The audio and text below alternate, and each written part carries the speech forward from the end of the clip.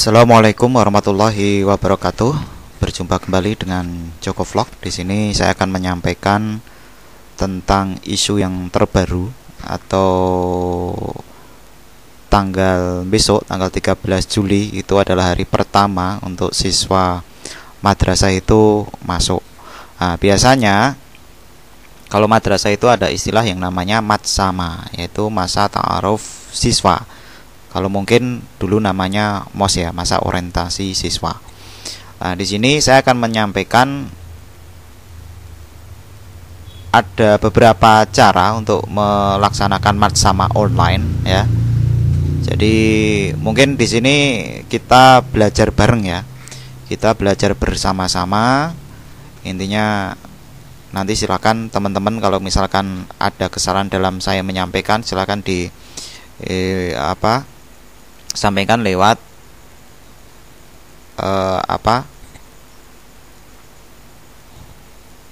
lewat komentar ya.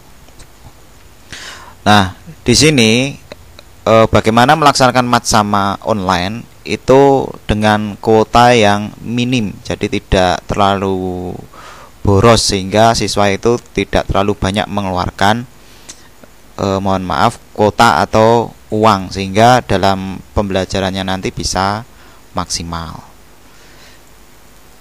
Nah, perlu saya sampaikan bahwasanya mungkin teman-teman sudah paham bahwa dalam e-learning itu ada dua macam, yaitu yang pertama adalah asinkronus.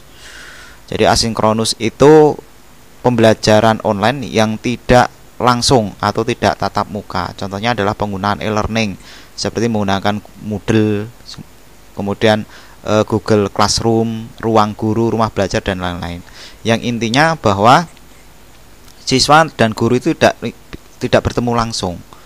Ya, jadi intinya tidak bersama-sama dalam satu waktu itu bertemu. Nah, apa kelebihannya kalau menggunakan asinkronus? Itu yang pertama lebih fleksibel, yang kedua lebih hemat kuota. Dalam artian lebih hemat kuota ini tanpa ada video ya.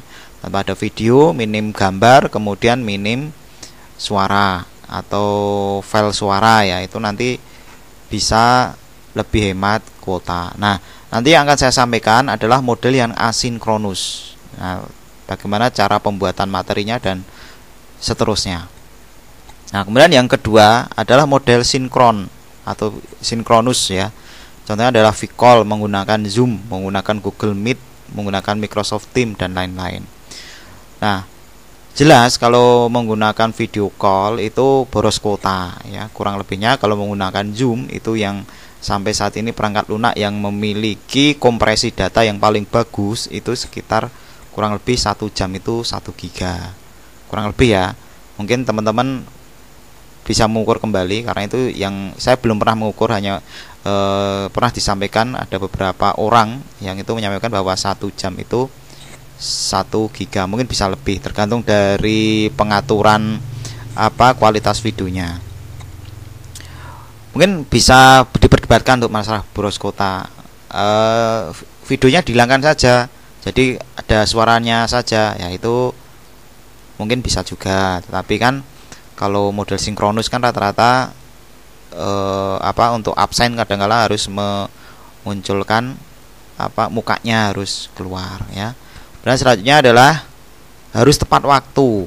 Wah, ini jadi kalau menggunakan sinkronus, model Zoom, Google Meet, Microsoft Teams dan lain-lain itu harus tepat waktu. Kalau nanti terlambat sedikit aja sudah kehilangan momen ya. Nah, cara mengakalinya biasanya sinkronus ini akan dimodelkan dengan asinkronus. Jadi setelah selesai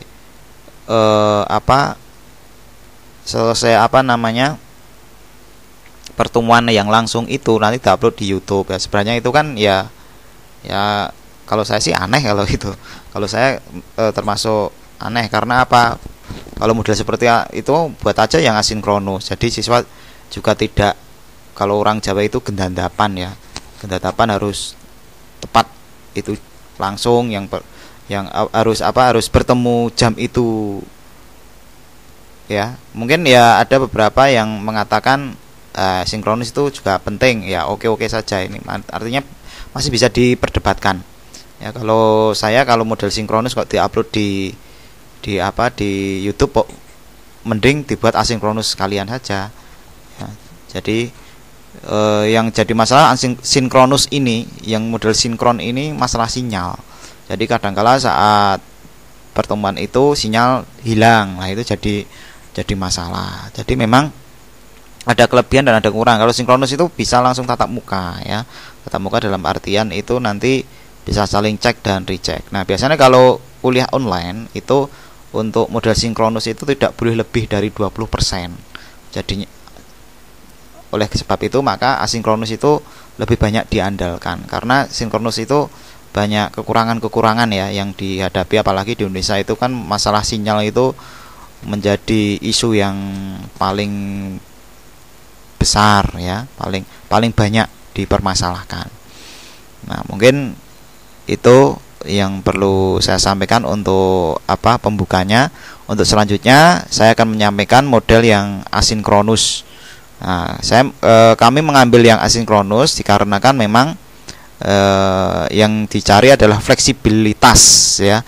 Jadi karena kemarin itu kami sudah melakukan polling kepada siswa, ternyata siswa yang kakak kelas ya, kami pandangannya ke kakak kelas karena untuk yang siswa baru ini belum mengadakan polling. Mungkin sama saja kalau yang di daerah Bantul itu sekitar 43% itu yang menjadi masalah itu adalah sinyal. Jadi kalau misalkan madrasah kami menggunakan sinkronus itu akan jadi masalah karena masalah sinyal itu tadi.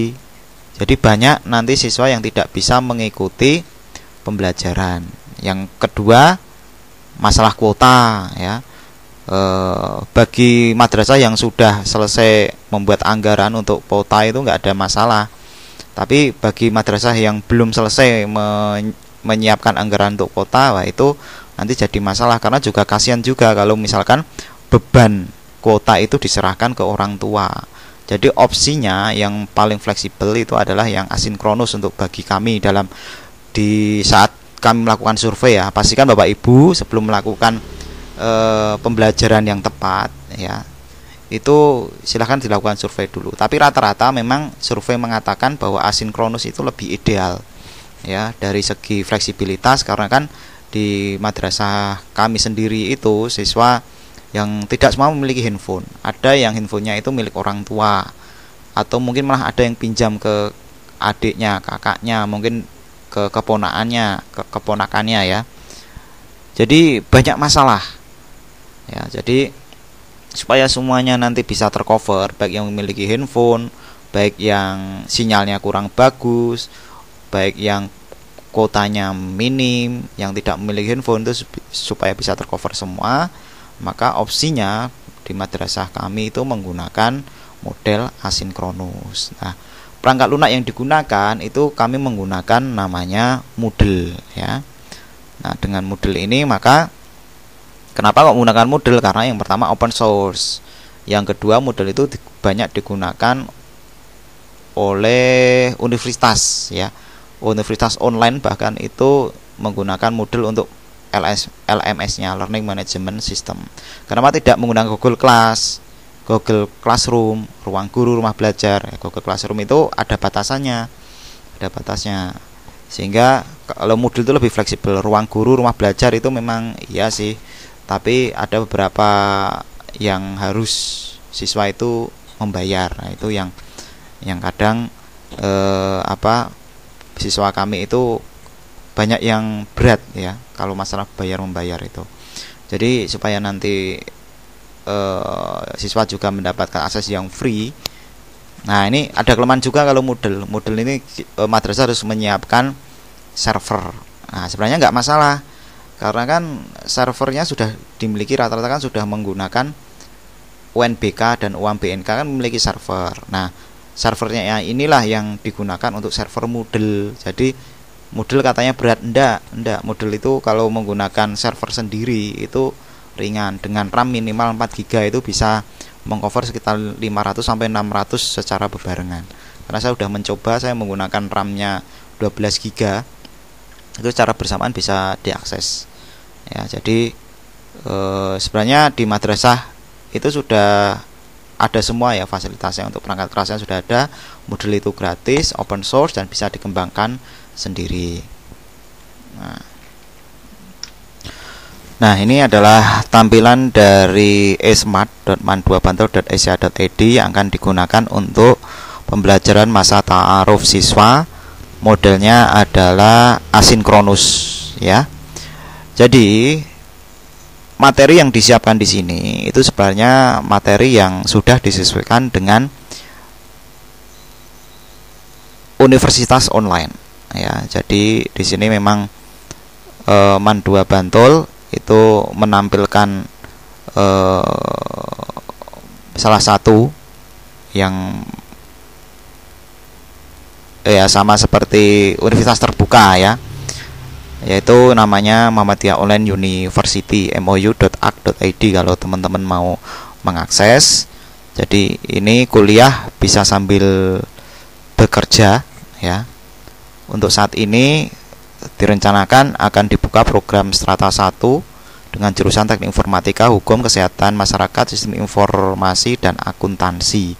Situsnya berada di sini, kemudian e-learningnya berada di sini. Nah, untuk Esmart dengan MOU ini sudah disinkronisasi, artinya sudah disesuaikan termasuk dalam LMS-nya, Learning Management System, dan ini standarnya sudah sesuai dengan universitas. Nanti diharapkan karena masalah yang dari dulu itu belum selesai, di mana siswa-siswi Man2 Bantul itu kebanyakan tidak bisa mengenyam pendidikan lebih tinggi lagi ya, dikarenakan salah satunya adalah masalah biaya. Maka dari itu ada universitas swasta model online, bisa kuliah dari mana saja ya, yaitu di MOU Muhammadiyah Online University. Ini sama dengan universitas terbuka ya, itu sama.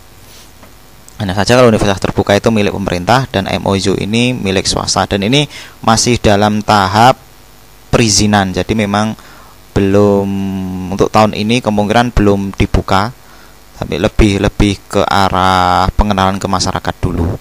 Karena tahun ini akan MOU itu akan menjadi agregator ya, agregator seperti yang ada aturan Kemendikbud yang terbaru ya.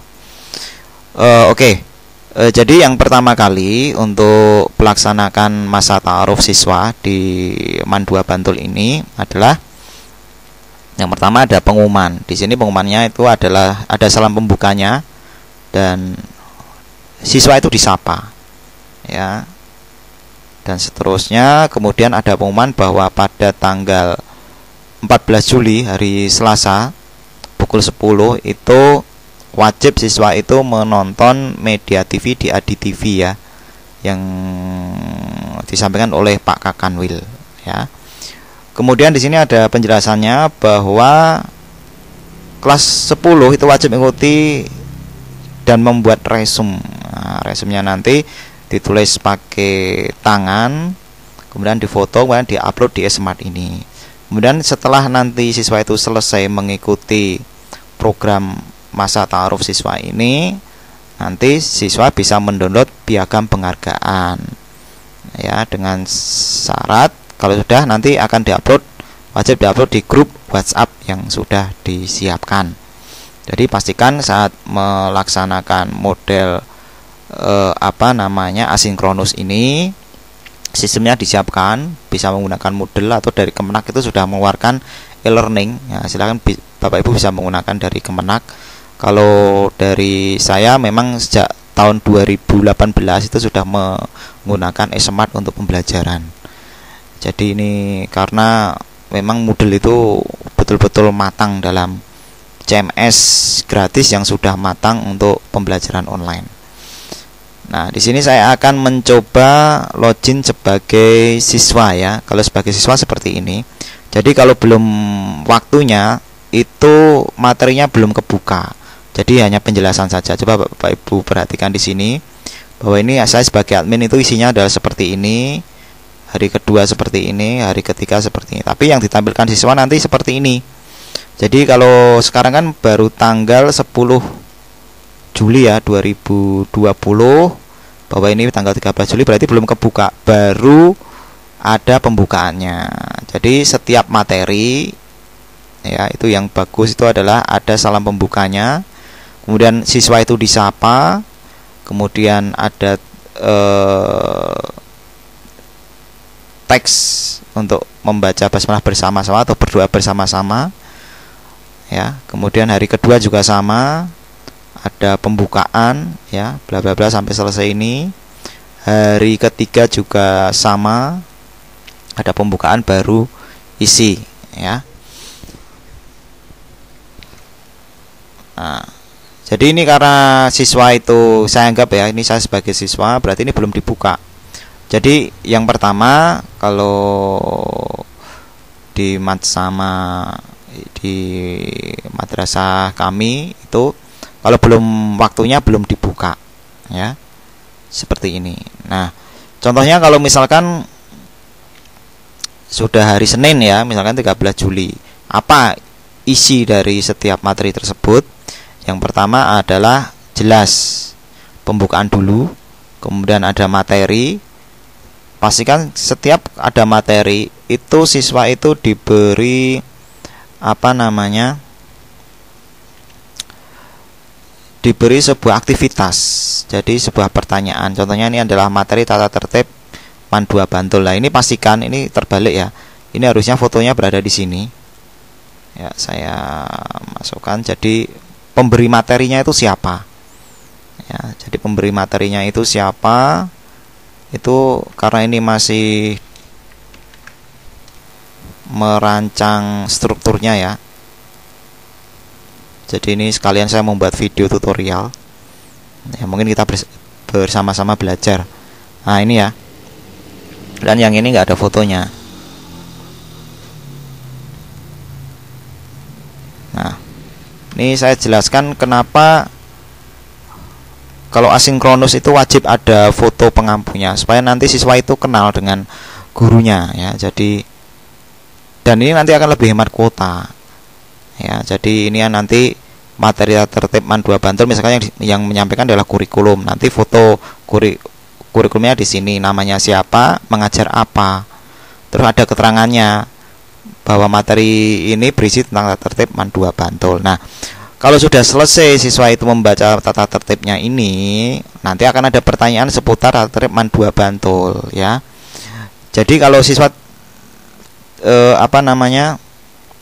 jadi siswa tidak hanya download kemudian setelah itu selesai. Enggak, nanti siswa wajib membaca.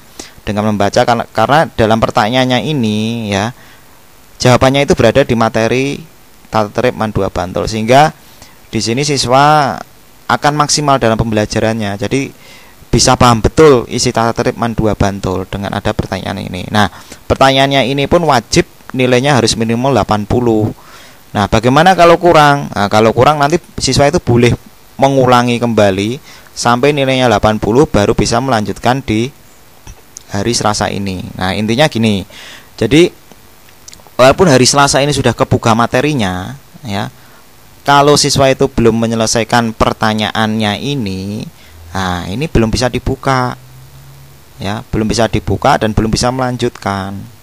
Nah, jadi dengan cara seperti ini siswa itu nanti bisa paham betul tata tertib MAN 2 Bantul atau tata tertib madrasah di tempat Anda itu, siswa itu betul-betul paham isinya ya. Karena kalau tidak bisa menjawab dengan nilai 80 nggak bisa melanjutkan ya. Nah, soalnya ini silahkan nanti bisa diisi 10 atau mungkin 15 atau mungkin 20 ya. Nah, kalau nanti yang dibuat ini nanti soalnya adalah soal pilihan ganda. Ini saya buka karena belum dibuat, baru dibuat strukturnya ya. Nah, contohnya ini karena ini hari belum hari ini belum dibuka ya. Nah, kemudian kenapa di sini sebelah kiri kanan itu ada centang-centang? Ini sebagai monitor bahwa siswa itu sudah menyelesaikan atau tidak. Contohnya ini, kalau siswa sudah membuka e-smart dan mendownload materinya, ya, maka ini akan kecentang. Tata tertib sudah didownload nanti akan kecentang. Kemudian siswa sudah menyelesaikan pertanyaan kalau belum selesai nilainya masih di bawah 80 tidak kecentang. Harus diulangi lagi sampai ini nilainya di atas 80 atau sama dengan 80 baru kecentang. Nah, setelah itu siswa bisa melanjutkan ke materi hari Selasa 14 Juli ya. Sama, hari Selasa ini harus dibuka dulu dengan salam dan seterusnya ya. Kemudian bahwa hari Selasa itu ada kewajiban ya, siswa itu harus menonton televisi pukul 10 di Adi TV ya. Setelah itu siswa membuat resume. Nah, resumenya ini nanti modelnya itu siswa menulis pakai tangan ya, tulis pakai pulpen di buku, kemudian difoto, kemudian diupload di sini. Setelah diupload nanti di sini akan kecentang. Setelah ini kecentang baru bisa masuk ke materi selanjutnya, yaitu materi seputar kurikulum.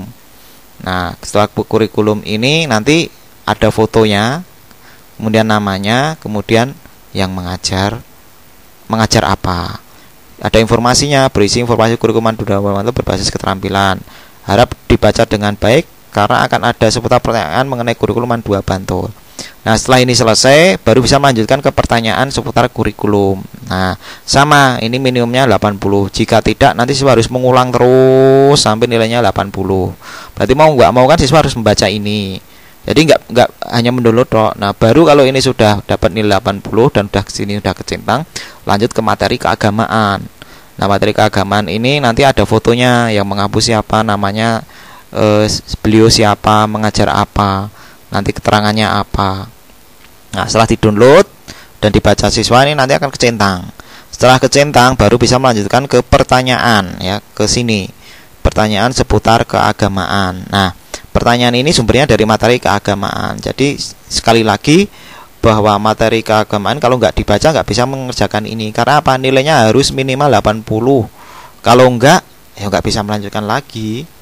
Ya, jadi harus diulang-ulang. Nanti kalau diulang-ulang dan yang diambil nilai tertinggi. Nah, jadi walaupun diulang-ulang nanti nilai yang tertinggi yang akan diambil.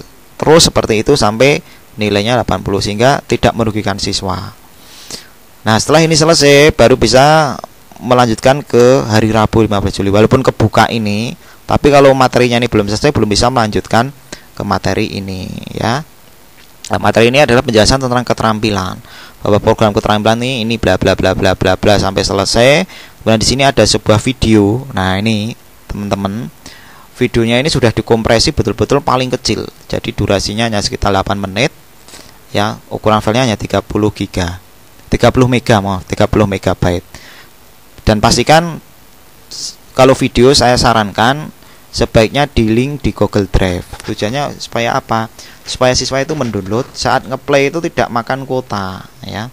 Jadi jangan sampai dimasukkan di YouTube ya, kemudian siswa itu harus mengeplay berulang-ulang karena mungkin siswa kan pemahamannya kan beda-beda.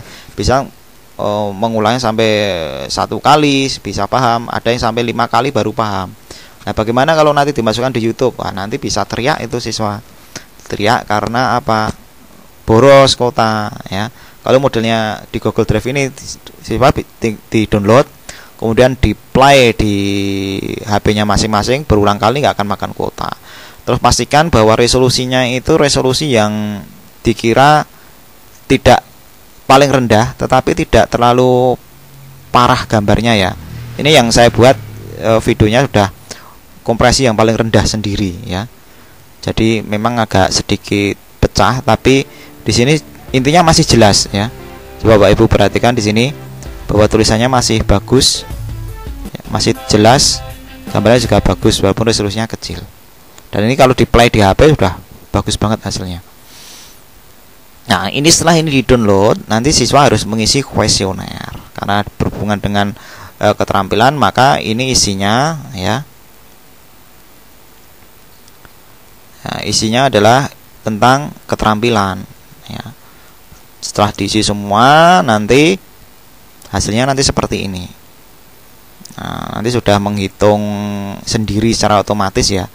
Jadi kenapa ini ya, dalam persentase dalam grafis. Jadi lebih mudah untuk madrasah itu mengelola. Nah, setelah ini selesai, nah ini yang menarik ya. Yang menarik mungkin bisa menjadi penyemangat siswa, bahwa siswa itu kalau sudah selesai dibuktikan dengan mencetak piagam penghargaan. Ya, jadi kalau sudah selesai semua, jadi modelnya ini adalah model sekuensial. Jadi model sekuensial itu kalau materi pertama itu belum selesai, belum bisa menyalurkan materi kedua belum selesai, belum bisa menyalurkan materi ketiga. Kalau sudah mencetak piagam penghargaan, sudah dipastikan sudah menyelesaikan semua ini, ya, semua ini sudah diselesaikan, baru siswa bisa mencetak piagam penghargaan. Nah, tampilannya seperti ini, get sertifikat. Nah, seperti ini. Piagam penghargaan, nomor piagam diberikan kepada nama sebagai peserta masa ta'aruf siswa di MAN 2 Bantul selama 3 hari dari tanggal 13 sampai 15 Juli 2020. Semoga bla bla bla bla, tanda tangan dan cap. Siswa bisa mendownload kemudian dikirim di grup. Bahkan siswa bisa mencetak secara mandiri. Nah, ini kelebihannya kalau menggunakan asinkronus.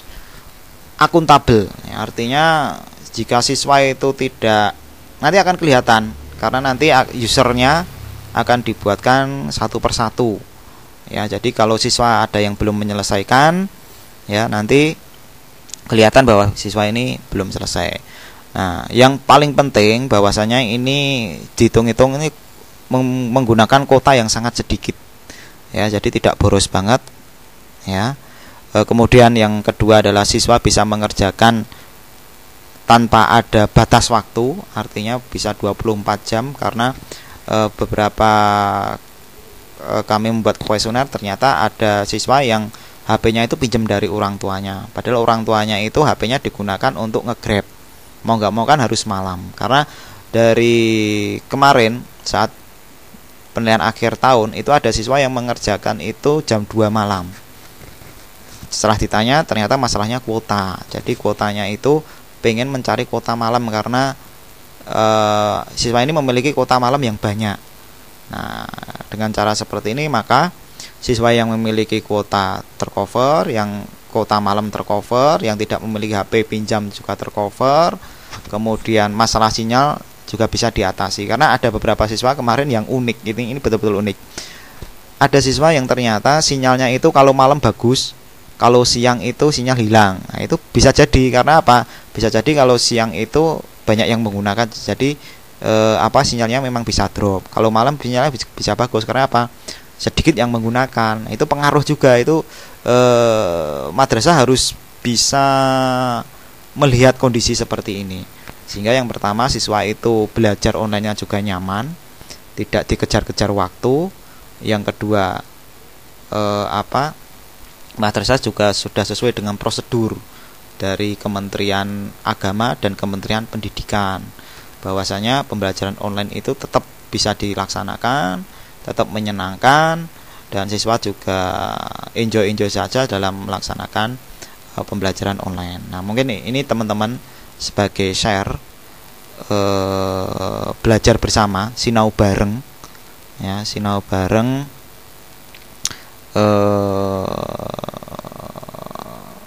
tentang pembelajaran online dalam pelaksanaan khususnya masana atau masa ta'aruf siswa. Nah, ini sebagai penutupnya, perhatikan teman-teman bahwa jika siswa itu belum menyelesaikan semuanya, nanti piagam penghargaan ini tidak muncul, ya. Tidak muncul kalau siswa itu belum menyelesaikan materi ini semua. Nah, pilihan dari teman-teman, mau pilihan yang model asinkronus, model seperti ini asinkronus dengan banyak keuntungan, atau teman-teman mau menggunakan model sinkronus, yang model video, yang itu semuanya itu lebih ribet, ya, dan kasihan juga kalau sinkronus. Saya kasihan sama siswa kalau tidak di cover kuota oleh madrasah, karena kalau video call itu betul-betul boros, dan saya kasihan kalau madrasah memberi bantuan kuota is oke saja bagi yang sudah siap anggarannya, tapi bagi yang belum siap dan harus melaksanakan masa ta'aruf, dan ini wajib, ya, dari Kementerian Agama, bisa diakali dengan cara model asinkronus.